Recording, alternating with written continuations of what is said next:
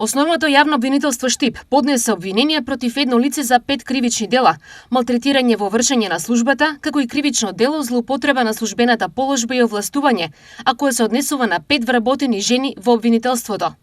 Користејќи неговата службена хиерархиска надреденост, во повеќе наврати грубо им се заканувал дека има моќ и може веднаш да ги избрка од работа, дека ќе ги дигнал на клоци, ќе ги фрлал од 6-ти кат, ќе ги ставил во притвор и под посебни истражни мерки.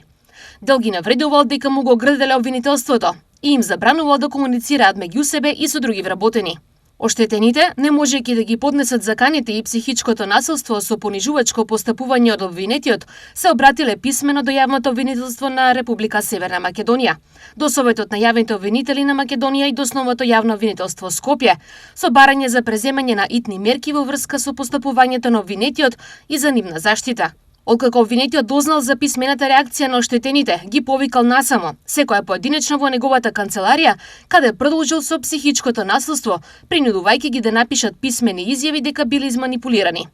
При тоа им се заканувал дека ќе им поднесе тужби за клевета со барање за одштета од 100.000 евра, велејќи им дека тој може да влијае на сите суди и адвокати, дека имаат деца на кои треба да мислат и дека ќе ги изгубат работните места.